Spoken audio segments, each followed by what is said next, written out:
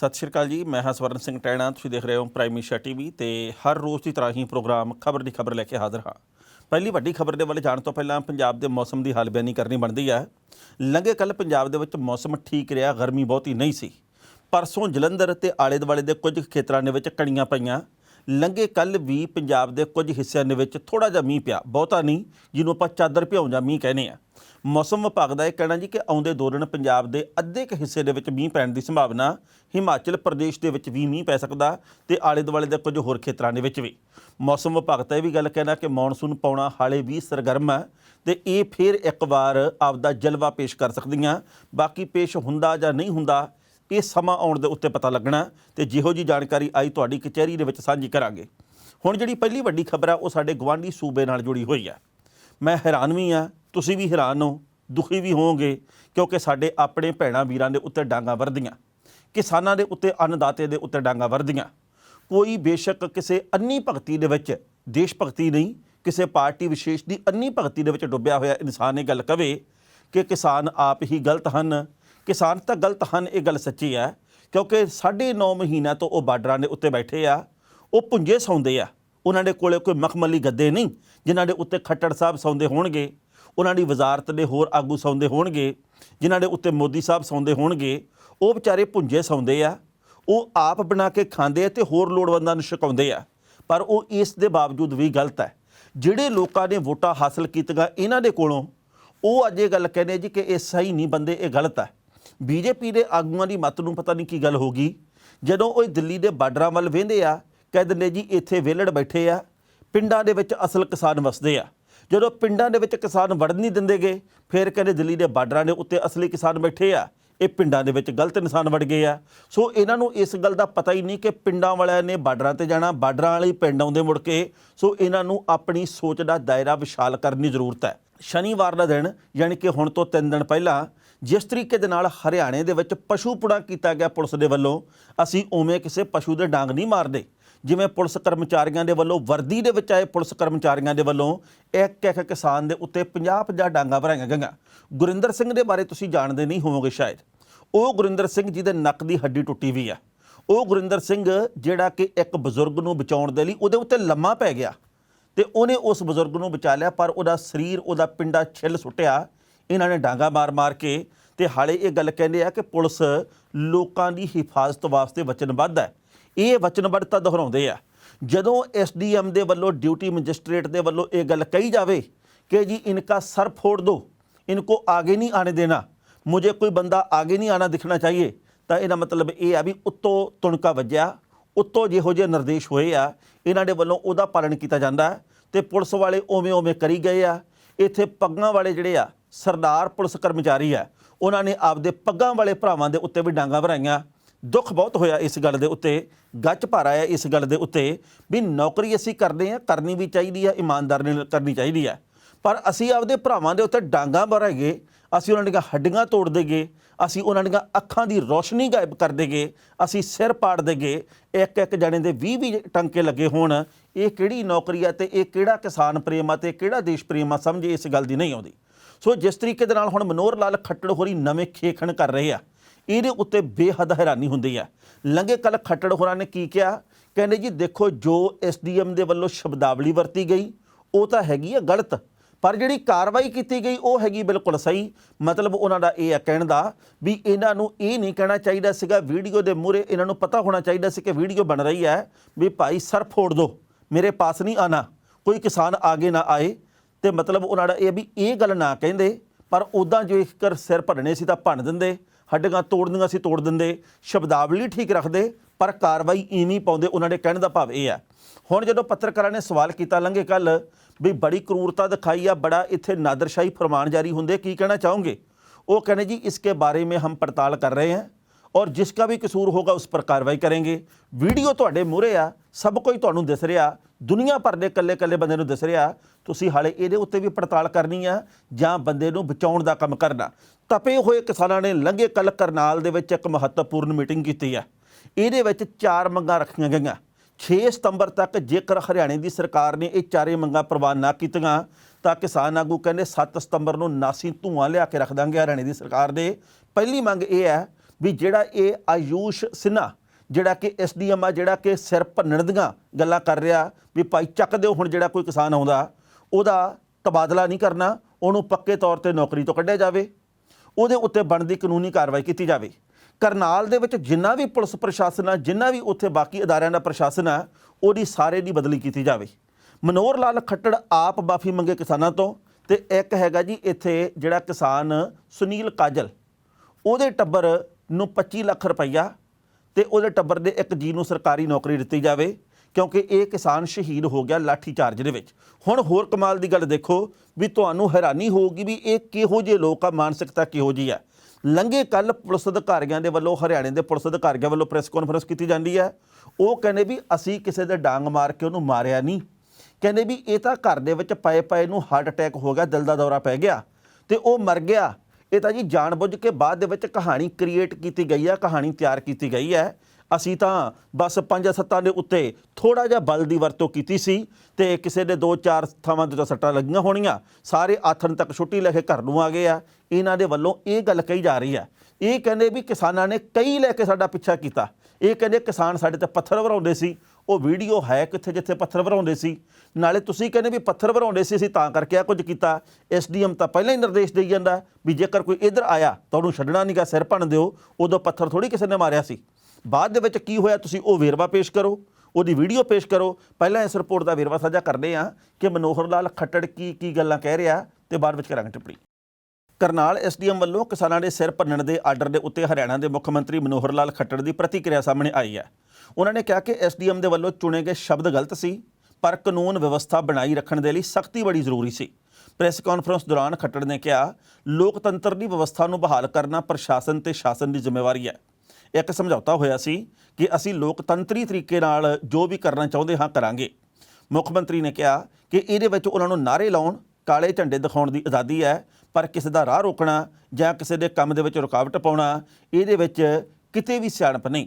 ਇਹ ਸਮਝੌਤਾ ਕੀਤਾ ਗਿਆ ਸੀ, ਫਿਰ ਵੀ ਇਹ ਲਗਾਤਾਰ ਉਲੰਘਣਾ ਕਰ ਰਹੇ ਨੇ। ਇਹ ਘਟਨਾ ਵਾਪਰਦੀ ਹੈ ਕਿਉਂਕਿ ਅਸੀਂ ਉੱਥੇ ਕਿਸੇ ਨੂੰ ਵੀ ਨਹੀਂ ਸੀ ਜਾਣ ਦੇਣਾ ਚਾਹੁੰਦੇ।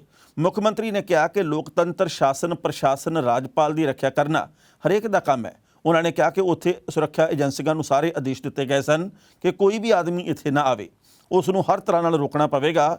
ਜੋ ਵੀਡੀਓ ਆਡੀਓ ਮੈਂ ਸੁਣਿਆ ਉਹਦੇ ਵਿੱਚ ਅਧਿਕਾਰੀ ਦੇ ਸ਼ਬਦਾਂ ਦੀ ਚੋਣ ਸਹੀ ਨਹੀਂ ਸੀ, ਪਰ ਮੈਨੂੰ ਇਸ ਨੂੰ ਮੰਨਣ ਦੇ ਵਿੱਚ ਕੋਈ ਝਿਜਕ ਨਹੀਂ ਕਿ ਸਖਤੀ ਉਹਨਾਂ ਦਾ ਕੰਮ ਹੈ, ਪਰ ਸ਼ਬਦਾਂ ਦੀ ਚੋਣ ਸਾਵਧਾਨੀ ਨਾਲ ਕਰਨੀ ਚਾਹੀਦੀ ਹੈ। ਤੇ ਜਦੋਂ ਕਾਨੂੰਨ ਤੇ ਵਿਵਸਥਾ ਬਣਾਈ ਰੱਖਣ ਦੇ ਲਈ ਬਲ ਕੰਮ ਕਰਦਾ ਹੈ ਤਾਂ ਕੀ ਨਹੀਂ ਹੁੰਦਾ, ਸਾਰੀ ਸਖਤੀ ਵਰਤੀ ਜਾਂਦੀ ਹੈ। ਮੁੱਖ ਮੰਤਰੀ ਨੇ ਇਹ ਵੀ ਗੱਲ ਕਹੀ ਕਿ ਪਹਿਲਾਂ ਇਹ ਪ੍ਰਸ਼ਾਸਨ ਦੇਖੇਗਾ ਤੇ ਅਸੀਂ ਬਾਅਦ ਦੇ ਵਿੱਚ ਦੇਖਾਂਗੇ ਕਿ ਅਗਲੀ ਕਾਰਵਾਈ ਕੀ ਕਰਨੀ ਚਾਹੀਦੀ ਹੈ। DGP ਇਸ ਮਾਮਲੇ ਤੇ ਵਿਚਾਰ ਕਰ ਰਹੇ ਨੇ ਤੇ ਜੋ ਵੀ ਕਰਨਾ ਹੋਵੇਗਾ ਉਹ ਰਿਪੋਰਟ ਦੇ ਆਧਾਰ ਤੇ ਹੋਵੇਗਾ। ਨਾਲ ਹੀ ਉਹਨਾਂ ਨੇ ਇਹ ਗੱਲ ਕਹੀ ਕਿ ਕਿਸਾਨ ਇਸ ਵਕਤ ਗਲਤ ਨੇ ਤੇ ਸਰਕਾਰਾਂ ਇਸ ਵਕਤ ਬਿਲਕੁਲ ਸਹੀ। ਇਸ ਖਬਰ ਦੇ ਉੱਤੇ ਟਿੱਪਣੀ ਕਰਨਾ ਦੋਸਤੋ, ਪਹਿਲੀ ਗੱਲ ਤਾਂ ਅਸੀਂ ਕਹਾਂਗੇ, ਲੰਘੇ ਕੱਲ੍ਹ ਜੋ ਪੁਲਿਸ ਅਧਿਕਾਰੀਆਂ ਦੇ ਵੱਲੋਂ ਮੀਟਿੰਗ ਕੀਤੀ ਗਈ ਹੈ, ਪ੍ਰੈਸ ਕਾਨਫਰੰਸ ਕੀਤੀ ਗਈ ਹੈ, ਉਹਦੇ ਵਿੱਚ DM ਵੀ ਸੀ। ਉਸ DM ਨੇ ਇਹ ਗੱਲ ਕਹੀ ਹੈ ਕਿ SDM ਦੇ ਵੱਲੋਂ ਜੋ ਸ਼ਬਦਾਵਲੀ ਵਰਤੀ ਗਈ ਉਸਕੇ लिए मुझे खेद है, ਇੰਨੀ ਗੱਲ ਕਹਿ ਕੇ ਉਹਨੇ ਪੱਲਾ ਝਾੜ ਲਿਆ। ਉਹ ਕਹਿੰਦਾ ਜੀ ਅਸੀਂ ਪਹਿਲਾਂ ਹੀ ਕਿਸਾਨਾਂ ਨੂੰ ਕਿਹਾ ਸੀ ਕਿ ਤੁਸੀਂ ਜੀ ਨਾਕੇ ਤੋੜ ਕੇ ਨਹੀਂ ਆਉਣਾ, ਪਰ ਜੇਕਰ ਉਹ ਤੀਜੇ ਨਾਕੇ ਦੇ ਉੱਤੇ ਆ ਜਾਂਦੇ ਤਾਂ ਫਿਰ ਕਿਸੇ ਨੇ ਸੁੱਕਾ ਵੀ ਨਹੀਂ ਜਾਣਾ। ਇਹ 2 ਨਾਕੇ ਤੋੜ ਕੇ ਤੀਜੇ ਕੋਲੇ ਪਹੁੰਚ ਗਏ ਸੀ, ਇਸ ਕਰਕੇ ਇਹੋ ਜਿਹਾ ਲਾਠੀ ਚਾਰਜ ਹੋਇਆ। ਕਹਿੰਦਾ ਮਾਮੂਲੀ ਜਿਹਾ ਬਲ ਵਰਤਿਆ ਸੀ, ਪਰ ਤੁਹਾਡੇ ਮਾਮੂਲੀ ਦੇ ਚੱਕਰ ਦੇ ਵਿੱਚ ਇੱਕ ਇਨਸਾਨ ਦੀ ਜ਼ਿੰਦਗੀ ਚਲੀ ਗਈ ਹੈ, ਕਈ ਕਿਸਾਨ ਫੱਟੜ ਹੋਏ ਪਏ ਆ। ਤੁਸੀਂ ਹਾਲੇ ਕਹਿੰਦੇ ਮਾਮੂਲੀ ਜੀ ਗੱਲ ਹੈ। ਇੱਥੇ ਭਾਰਤ ਦੇ ਵਿੱਚ ਜਿਵੇਂ ਮੈਂ ਪਹਿਲਾਂ ਵੀ ਗੱਲ ਕਹੀ ਹੈ, ਜਨਰਲ ਡਾਇਰਾਂ ਦੀ ਘਾਟ ਨਹੀਂ, ਇਹ ਸਰਕਾਰੀ ਜਨਰਲ ਡਾਇਰ ਆ। ਇਹਨਾਂ ਨੂੰ ਉੱਤੋਂ ਹੁਕਮ ਹੁੰਦਾ, ਇਹ ਫਿਰ ਹੇਠਲੇ ਪੱਧਰ ਦੇ ਉੱਤੇ ਉਹ ਨੌਕਰਸ਼ਾਹ ਜਿਹੜੇ ਇਹੋ ਜਿਹੀਆਂ ਕਰਤੂਤਾਂ ਕਰਦੇ ਜਿਹਦੇ ਬਾਬਤ ਅਸੀਂ ਸੋਚ ਕੇ ਹੈਰਾਨ ਹੋ ਜਾਂਦੇ ਹਾਂ, ਦੇਖ ਕੇ ਹੈਰਾਨ ਹੋ ਜਾਂਦੇ ਹਾਂ। ਹੁਣ ਤੁਹਾਨੂੰ ਅਗਲੀ ਗੱਲ ਦੱਸਦੇ ਹਾਂ। ਮਨੋਹਰ ਲਾਲ ਖੱਟੜ ਹੋਰਾਂ ਨੇ ਕੀ ਕਿਹਾ? ਕਹਿੰਦੇ ਜੀ ਇਹ ਤਾਂ ਪੰਜਾਬ ਦੇ ਮੁੱਖ ਮੰਤਰੀ ਦੇ ਵੱਲੋਂ ਕਰਵਾਇਆ ਜਾ ਰਿਹਾ।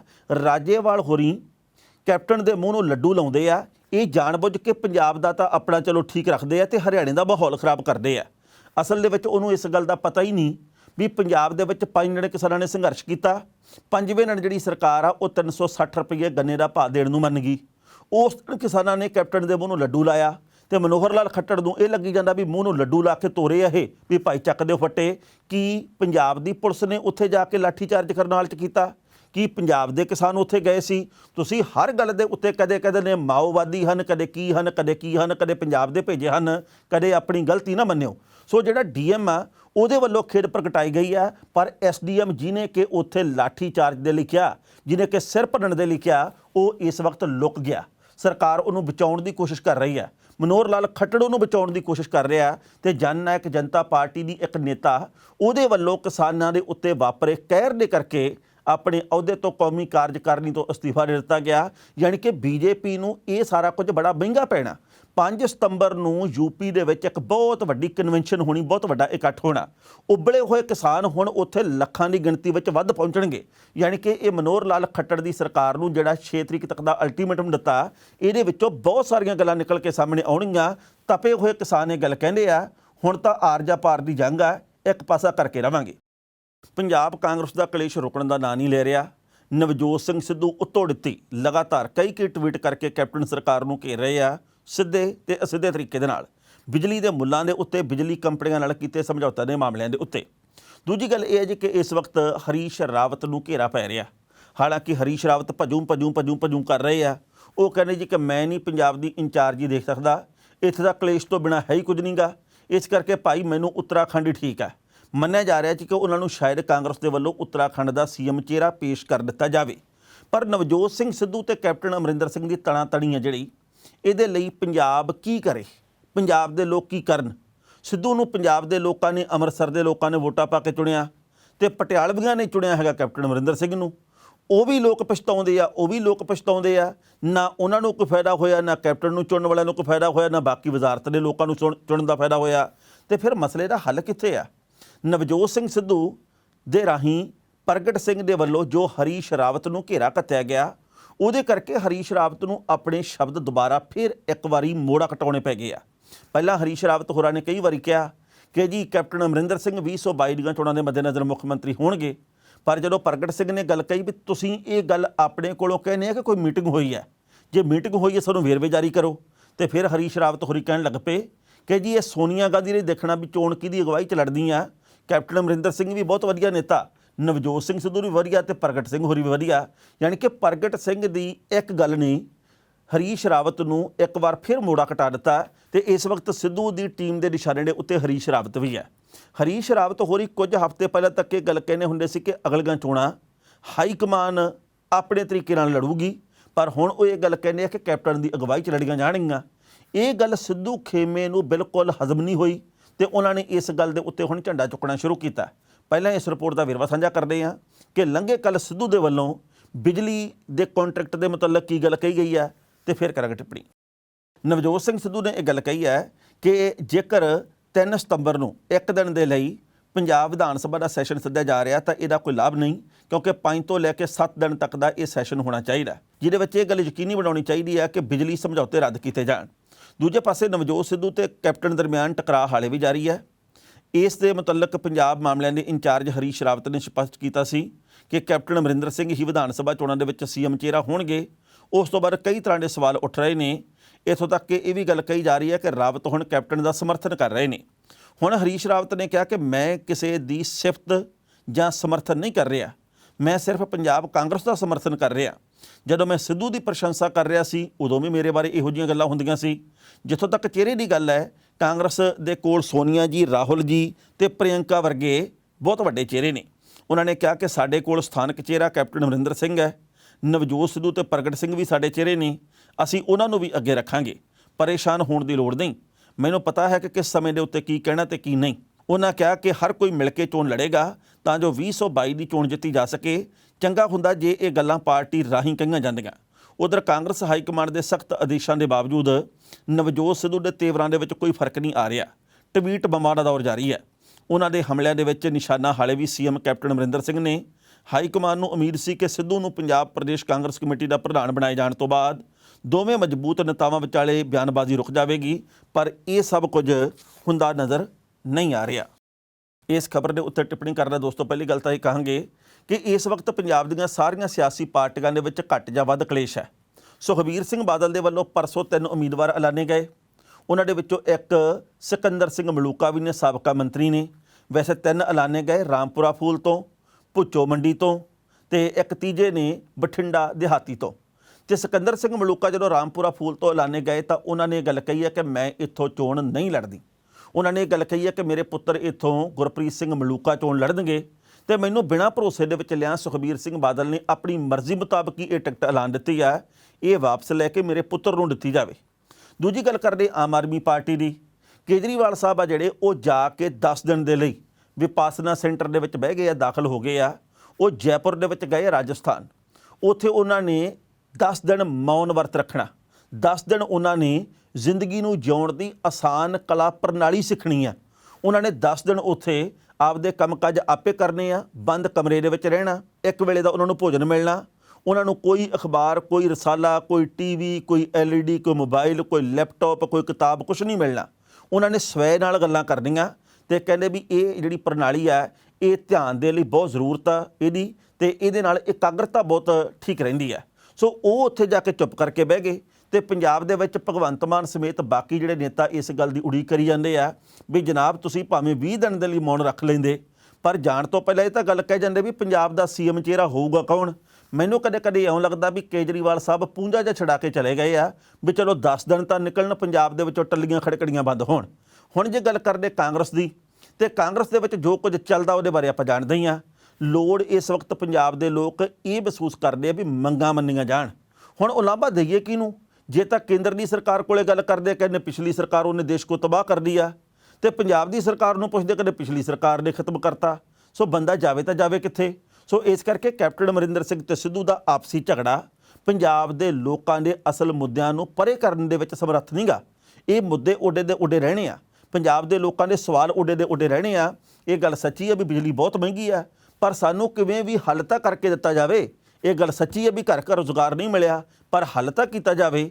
ਇਹ ਵੀ ਗੱਲ ਸੱਚੀ ਹੈ ਵੀ ਬਜ਼ੁਰਗਾਂ ਨੂੰ ਪੈਨਸ਼ਨ ਆ ਜਿਹੜੀ ਉਹ 1500 ਰੁਪਇਆ ਕੀਤੀ ਹੈ, ਪਰ ਨਾਲ ਦੀ ਨਾਲ ਇੱਕ ਨਵਾਂ ਡਰਾਮਾ ਵੀ ਤਾਂ ਕੀਤਾ। ਕੱਲ੍ਹ ਤੱਕ ਬਜ਼ੁਰਗਾਂ ਦੇ ਖਾਤਿਆਂ 'ਚ ਪੈਨਸ਼ਨ ਜਾਂਦੀ ਸੀ, ਹੁਣ ਇਹ ਗੱਲ ਕਹਿ ਦਿੱਤੀ ਗਈ ਹੈ ਜੀ ਕਿ ਆਪਾਂ ਚੈੱਕ ਦੇਣੇ ਆ, ਚੈੱਕ ਬਣਾ ਕੇ 1500 ਦੇ, ਕਿਉਂਕਿ ਜੇਕਰ ਚੈੱਕ ਦਿੱਤੇ ਜਾਣਗੇ ਨੇਤਾ ਦੇ ਰਾਹੀਂ ਤਾਂ ਫਿਰ ਉਹਦੀਆਂ ਫੋਟੋਆਂ ਵੀ ਅਖਬਾਰਾਂ 'ਚ ਲੱਗਣਗੀਆਂ, ਫਿਰ ਆਪਾਂ ਉਹਨੂੰ ਚੋਣਾਂ ਦੇ ਮੱਦੇਨਜ਼ਰ ਵੀ ਵਰਤਾਂਗੇ। ਸੋ ਕਹਿਣ ਦਾ ਭਾਵ ਹੈ ਜੀ ਕਿ 2022 ਦੇ ਮੱਦੇਨਜ਼ਰ ਬਹੁਤ ਸਾਰੀਆਂ ਗੱਲਾਂ ਹੁੰਦੀਆਂ, ਪਰ ਗੱਲ ਇਹ ਆ ਕਿ ਵਰਤਮਾਨ ਸਮੇਂ ਦੇ ਵਿੱਚ ਆਪਾਂ ਲੋਕਾਂ ਦੇ ਲਈ ਕੀ ਕਰਦੇ ਆ, ਕਦੇ ਇਹਦੇ ਬਾਬਤ ਵੀ ਉਤਰਦੇ ਦਿਓ। ਬੰਦਾ ਸਰੀਰਕ ਤੌਰ ਦੇ ਉੱਤੇ ਅਪਾਹਜ ਹੋਵੇ ਕੋਈ ਗੱਲ ਨਹੀਂ, ਕੁਦਰਤ ਦੇ ਮੂਹਰੇ ਜ਼ੋਰ ਨਹੀਂ ਚੱਲਦਾ। ਤੁਸੀਂ ਮੈਂ ਤੰਦਰੁਸਤ ਹਾਂ, ਰਾਹ ਦੇ ਵਿੱਚ ਕੋਈ ਹਾਦਸਾ ਵਾਪਰ ਜਾਂਦਾ, ਕੀ ਪਤਾ ਕਿਹੜਾ ਅੰਗ ਨਕਾਰਾ ਹੋ ਜਾਣਾ, ਪਰ ਬੰਦਾ ਜ਼ਿਹਨੀ ਤੌਰ ਦੇ ਉੱਤੇ ਅਪਾਹਜ ਨਹੀਂ ਹੋਣਾ ਚਾਹੀਦਾ। ਸਾਡੇ ਸਮਾਜ ਦੇ ਵਿੱਚ ਵੱਡੀ ਗਿਣਤੀ ਦੇ ਵਿੱਚ ਲੋਕ ਜ਼ਿਹਨੀ ਤੌਰ ਦੇ ਉੱਤੇ ਵੀ ਅਪਾਹਜ ਹੋਏ ਪਏ ਆ। ਕਿਸੇ ਦੀ ਵੀ ਕੁੜੀ ਚਿੜੀ ਦੇ ਉੱਤੇ ਗੰਦੀ ਬੰਦੀ ਟਿੱਪਣੀ ਕਰਨਾ, ਕਦੇ ਵੀ ਸੋਸ਼ਲ ਮੀਡੀਆ 'ਤੇ ਗਾਲ ਕੱਢ ਦੇਣੀ, ਕਿਸੇ ਦੇ ਕੰਮ ਨਹੀਂ ਆਉਣਾ ਵੀਡੀਓ ਬਣਾਉਣ ਲੱਗ ਜਾਣਾ। ਸੋ ਇਹਨਾਂ ਗੱਲਾਂ ਤੋਂ ਆਪਾਂ ਉੱਤੇ ਉੱਠੀਏ, ਸੱਭਿਅਕ ਹੋਣਾ ਸ਼ੁਰੂ ਕਰੀਏ। ਜਿੰਨੀ ਦੇਰ ਤੱਕ ਅਸੀਂ ਸੱਭਿਅਕ ਨਹੀਂ ਹੁੰਦੇ, ਭਾਵੇਂ ਜਿੰਨੇ ਮਰਜ਼ੀ ਨੇਤਾ ਚੁਣ ਲਓ ਉਹ ਸਾਡੇ ਵਰਗੇ ਹੋਣਗੇ। ਸੱਭਿਅਕ ਬੰਦਾ ਸੱਭਿਅਕ ਨੇਤਾ ਨੂੰ ਚੁਣੂਗਾ ਤੇ ਹੋਛਾ ਬੰਦਾ ਹੋਛਾ ਨੂੰ ਚੁਣੂਗਾ। ਤੇ ਜਦੋਂ ਹੋਛੇ ਬੰਦੇ ਹੋਛਾ ਨੂੰ ਚੁਣ ਕੇ ਬਾਅਦ ਦੇ ਵਿੱਚ ਇਹ ਗੱਲ ਕਹਿੰਦੇ ਵੀ ਇਹ ਸੱਭਿਅਕ ਪਤਾ ਨਹੀਂ ਕਿਹੜੀ ਗੱਲੋਂ ਨਹੀਂ, ਉਦੋਂ ਕਦੇ ਬੰਦੇ ਨੇ ਸਵੈ ਚਿੰਤਨ ਨਹੀਂ ਕੀਤਾ ਵੀ ਮੈਂ ਵੀ ਤਾਂ ਇਹਨਾਂ ਵਰਗਾ ਹੀ ਆ, ਮੇਰੇ ਕਰਕੇ ਹੀ ਇਹ ਚੁਣੇ ਗਏ ਆ। ਸੋ ਸਾਨੂੰ ਹੋਛੀਆਂ ਗੱਲਾਂ ਤਿਆਗ ਕੇ ਤੇ ਚੰਗਿਆਂ ਨੂੰ ਚੁਣਨਾ ਚਾਹੀਦਾ, ਚੰਗੇ ਬੰਦਿਆਂ ਦੀ ਕਦਰ ਕਰਨੀ ਚਾਹੀਦੀ ਹੈ। ਇਹ ਗੱਲਾਂ ਮੇਰੀ ਜ਼ਿਹਨ ਦੇ ਵਿੱਚ ਤਾਂ ਕਰਕੇ ਆ ਰਹੀਆਂ ਕਿਉਂਕਿ ਜਦੋਂ ਟੋਕੀਓ ਓਲੰਪਿਕ ਦੇ ਵਿੱਚ ਖਿਡਾਰੀ ਕੋਈ ਕਾਂਸੇ ਦਾ ਮੈਡਲ ਵੀ ਜਿੱਤਦਾ ਸੀ, ਉਹਦੀ ਮੀਡੀਆ 'ਚ ਬੜੀ ਚਰਚਾ ਹੁੰਦੀ ਸੀ।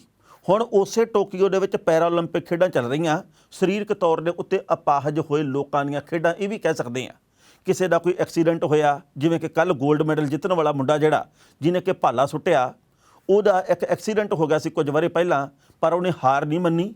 ਉਹ ਵੀਲ ਚੇਅਰ ਦੇ ਉੱਤੇ ਵੀ ਕਮਾਲ ਕਰ ਜਾਂਦਾ, ਉਹਨੇ ਲੰਗੜਾ ਕੇ ਤੁਰਨ ਦੇ ਬਾਵਜੂਦ ਵੀ ਕਮਾਲ ਕੀਤੀ ਹੈ। ਇਵੇਂ ਇੱਕ ਕੁੜੀ ਹੈ ਜਿਹਨੇ ਕਿ ਉੱਥੇ ਸ਼ੂਟਿੰਗ ਮੁਕਾਬਲੇ ਦੇ ਵਿੱਚ ਗੋਲਡ ਮੈਡਲ ਜਿੱਤਿਆ। ਉਸ ਕੁੜੀ ਦੇ ਬਾਪ ਦੇ ਨਾਲ ਜਾਂਦੀ ਦਾ ਐਕਸੀਡੈਂਟ ਹੋ ਗਿਆ ਤੇ ਉਹਦੇ ਬਾਪ ਤੇ ਤਾਂ ਪਤਾ ਲੱਗਾ ਜੀ ਕਿ ਤੰਦਰੁਸਤੀ ਆ ਗਈ, ਪਰ ਇਹਦੀ ਰੀੜ੍ਹ ਦੀ ਹੱਡੀ 'ਚ ਨੁਕਸ ਪੈ ਗਿਆ। ਪਰ ਉਹ ਇਸ ਦੇ ਬਾਵਜੂਦ ਹਿੰਮਤ ਨਹੀਂ ਹਾਰਨ ਵਾਲੀ, ਉਹਨੇ ਗੋਲਡ ਮੈਡਲ ਜਿੱਤ ਲਿਆ। ਪਰ ਸਾਡਾ ਭਾਰਤੀ ਮੀਡੀਆ ਕਿੱਥੇ ਉਹ ਗੱਲ ਕਿਉਂ ਨਹੀਂ ਕਰਦਾ? ਲੰਘੇ ਕੱਲ੍ਹ 5 ਮੈਡਲ ਜਿੱਤੇ ਆ, ਜਿਹਦੇ ਵਿੱਚੋਂ 2 ਗੋਲਡ ਮੈਡਲ ਆ। 5 ਮੈਡਲ ਕੱਲ੍ਹ ਜਿੱਤੇ ਆ ਤੇ 2 ਇਸ ਤੋਂ ਪਹਿਲਾਂ, ਯਾਨੀ ਕਿ 7 ਮੈਡਲ ਹੁਣ ਤੱਕ ਪੈਰਾ ਓਲੰਪਿਕ ਦੇ ਵਿੱਚ ਸਾਡੇ ਭਾਰਤੀ ਖਿਡਾਰੀ ਜਿੱਤ ਚੁੱਕੇ ਆ। ਪਰ ਗੱਲ ਕਿੰਨੀ ਕੁ ਹੁੰਦੀ ਆ? ਪਹਿਲਾਂ ਇਸ ਰਿਪੋਰਟ ਦਾ ਵੇਰਵਾ ਤੇ ਫਿਰ ਕਰਾਂਗੇ ਟਿੱਪਣੀ। ਟੋਕੀਓ ਪੈਰਾ ਓਲੰਪਿਕ ਦੇ ਵਿੱਚ ਸੋਮਵਾਰ ਨੂੰ ਭਾਰਤੀ ਐਥਲੀਟ ਨੇ ਧਮਾਲ ਮਚਾ ਦਿੱਤੀ। ਭਾਰਤ ਨੇ ਸੋਮਵਾਰ ਨੂੰ 2 ਗੋਲਡ ਮੈਡਲਾਂ ਸਮੇਤ ਕੁੱਲ 5 ਮੈਡਲ ਜਿੱਤੇ ਨੇ। ਅਵਨ ਲੇਖਰਾ ਨੇ ਸ਼ੂਟਿੰਗ ਦੇ ਵਿੱਚ ਤੇ ਸੁਮਿਤ ਅੰਤਲ ਨੇ ਜੈਵਲਿਨ ਥਰੋ ਦੇ ਵਿੱਚ 골ਡ ਮੈਡਲ ਹਾਸਲ ਕੀਤਾ। ਇਸ ਤੋਂ ਇਲਾਵਾ ਦਵਿੰਦਰ ਝਾਝਰੀਆ ਨੇ ਜੈਵਲਿਨ ਦੇ ਵਿੱਚ ਤੇ ਯੋਗੇਸ਼ ਕਥੂਨੀਆ ਨੇ ਡਿਸਕਸ ਥਰੋ ਦੇ ਵਿੱਚ ਸਿਲਵਰ ਮੈਡਲ ਜਿੱਤਿਆ। ਸੁੰਦਰ ਸਿੰਘ ਗੁਰਜਰ ਨੂੰ ਬ੍ਰਾਊਨਜ਼ ਮੈਡਲ ਹਾਸਲ ਹੋਇਆ। ਭਾਰਤ ਨੇ ਸੋਮਵਾਰ ਨੂੰ ਇੰਨੇ ਮੈਡਲ ਜਿੱਤੇ ਜਿੰਨੇ ਉਸ ਨੇ ਕਿਸੇ ਵੀ ਪੈਰਾ ਓਲੰਪਿਕ ਦੇ ਵਿੱਚ ਹੁਣ ਤੱਕ ਨਹੀਂ ਸੀ ਜਿੱਤੇ। ਹੁਣ ਤੱਕ ਟੋਕੀਓ ਪੈਰਾ ਓਲੰਪਿਕ ਦੇ ਵਿੱਚ ਭਾਰਤ ਕੁੱਲ 7 ਮੈਡਲ ਜਿੱਤ ਚੁੱਕਿਆ। ਇਹ ਭਾਰਤ ਦਾ ਹੁਣ ਤੱਕ ਦਾ ਸਭ ਤੋਂ ਸਫਲ ਪੈਰਾ ਓਲੰਪਿਕ ਬਣ ਗਿਆ। ਮੈਡਲ ਟੈਲੀ ਦੇ ਵਿੱਚ ਭਾਰਤ 26ਵੇਂ ਨੰਬਰ ਦੇ ਉੱਤੇ ਆ। ਇਸ ਤੋਂ ਪਹਿਲਾਂ 2016 ਰੀਓ ਓਲੰਪਿਕ ਤੇ 1984 ਓਲੰਪਿਕ ਦੇ ਵਿੱਚ ਭਾਰਤ ਨੇ 4 ਮੈਡਲ ਜਿੱਤੇ ਸਨ। ਇਸ ਖਬਰ ਦੇ ਉੱਤੇ ਟਿੱਪਣੀ ਕਰਨ ਦੋਸਤੋ ਬਸ ਇਹ ਗੱਲ ਬੇਨਤੀ ਦੇ ਰੂਪ ਦੇ ਵਿੱਚ ਕਰਨੀ ਬਣਦੀ ਹੈ ਵੀ ਅਸੀਂ ਇਹਨਾਂ ਖਿਡਾਰੀਆਂ ਨੂੰ ਵੀ ਉਵੇਂ ਚੇਤੇ ਰੱਖੀਏ ਜਿਵੇਂ ਕਿ ਅਸੀਂ ਬਾਕੀ ਨੀਰਜ ਚੋਪੜਾ ਨੂੰ ਚੇਤੇ ਰੱਖਿਆ, ਜਿਵੇਂ ਕਿ ਅਸੀਂ ਹਾਕੀ ਵਾਲੇ ਮੁੰਡਿਆਂ ਨੂੰ ਚੇਤੇ ਕਰਦੇ ਆ। ਇਹਨਾਂ ਦੀ ਗੱਲ ਘੱਟ ਹੋ ਰਹੀ ਹੈ, ਨਾ ਮਾਤਰ ਹੋ ਰਹੀ ਹੈ। ਬਹੁਤ ਲੋਕਾਂ ਨੂੰ ਤਾਂ ਪਤਾ ਹੀ ਨਹੀਂ ਇਸ ਗੱਲ ਦਾ ਵੀ ਭਾਈ ਕੋਈ ਟੋਕੀਓ ਦੇ ਵਿੱਚ ਪੈਰਾ ਓਲੰਪਿਕ ਵੀ ਹੋ ਰਹੀਆਂ। ਇਹ ਪੈਰਾ ਓਲੰਪਿਕ ਦਾ ਅਰਥ ਕੀ ਆ, ਇਹ ਕਿਹੜੇ ਖਿਡਾਰੀ ਆ, ਇਹ ਕਦੋਂ ਤੋਂ ਖੇਡਦੇ ਆ, ਇਹਨਾਂ ਦੀਆਂ ਪ੍ਰਾਪਤੀਆਂ ਕੀ ਆ। ਸਾਨੂੰ ਇਹਨਾਂ ਨੂੰ ਘਟਾ ਕੇ ਨਹੀਂ ਦੇਖਣਾ ਚਾਹੀਦਾ। ਇਹ ਵੀ ਸਾਡੇ ਦੇਸ਼ ਦਾ ਮਾਣ ਸਨਮਾਨ ਆ, ਇਹਨਾਂ ਦੀ ਵੀ ਕਦਰ ਕਰਨੀ ਚਾਹੀਦੀ ਹੈ। ਇਹਨਾਂ ਨੇ ਅਪਾਹਜ ਹੋਣ ਦੇ ਬਾਵਜੂਦ ਕਦੇ ਵੀ ਖੁਦ ਦੇ ਉੱਤੇ ਅਪਾਹਜਤਾ ਨੂੰ ਭਾਰੀ ਨਹੀਂ ਪੈਣ ਦਿੱਤਾ ਤੇ ਆਪਾਂ ਸਭ ਕੁਝ ਠੀਕ ਹੋਣ ਦੇ ਬਾਵਜੂਦ ਕੋਈ ਪ੍ਰਾਪਤੀ ਹਾਸਲ ਕਰਨ ਵਾਲਿਆਂ ਦੇ ਵਿੱਚੋਂ ਨਹੀਂ ਆ। ਇਹ ਪ੍ਰਾਪਤੀਆਂ ਹਾਸਲ ਕਰਦੇ ਆ, ਇਹਨਾਂ ਦੀ ਕਦਰ ਕਰੀਏ, ਉਤਸ਼ਾਹ ਵਧਾਈਏ। ਸਰਕਾਰਾਂ ਨੂੰ ਚਾਹੀਦਾ ਕਿ ਇਹਨਾਂ ਨੂੰ ਵੀ ਉਵੇਂ ਮਾਣ ਸਨਮਾਨ ਦਿੱਤੇ ਜਾਣ ਜਿਵੇਂ ਕਿ ਪਹਿਲਾਂ ਟੋਕੀਓ ਓਲੰਪਿਕ ਵਾਲਿਆਂ ਨੂੰ ਮਿਲੇ ਆ, ਜਿਨ੍ਹਾਂ ਨੇ ਓਲੰਪਿਕ ਦੇ ਵਿੱਚ ਮੈਡਲ ਜਿੱਤੇ ਆ। ਜੇਕਰ ਉਹਨਾਂ ਨੂੰ ਮਿਲ ਸਕਦੇ ਆ ਤਾਂ ਇਹਨਾਂ ਨੂੰ ਵੀ ਘਟਾ ਕੇ ਨਹੀਂ ਦੇਖਣਾ ਚਾਹੀਦਾ। ਜੇਕਰ ਇਹਨਾਂ ਦਾ ਸਨਮਾਨ ਵਧੂਗਾ ਤਾਂ ਅਗਲੀ ਵਾਰ ਦੀਆਂ ਓਲੰਪਿਕ ਦੇ ਵਿੱਚ ਪੈਰਾ ਓਲੰਪਿਕ ਦੇ ਵਿੱਚ ਇਹ ਹੋਰ ਉਤਸ਼ਾਹ ਦੇ ਨਾਲ ਮੱਲਾਂ ਮਾਰਨਗੇ। ਖਬਰਾਂ ਦੋਸਤੋ ਕਈ ਹੋਰ ਵੀ ਸਨ ਪਰ ਜੋ ਵਕਤ ਦੀ ਘਾਟ ਹੈ ਰੁਕਣ ਦਾ ਇਸ਼ਾਰਾ ਕਰ ਰਹੀ ਹੈ। ਕੱਲ੍ਹ ਨੂੰ ਇਸੇ ਵੇਲੇ ਖਬਰ ਦੀ ਖਬਰ ਲੈ ਕੇ ਫਿਰ ਹਾਜ਼ਰ ਹੋਵਾਂਗੇ। ਉਦੋਂ ਤੱਕ ਲਈ ਆਗਿਆ ਦਿਓ। ਬਹੁਤ ਬਹੁਤ ਮਿਹਰਬਾਨੀ।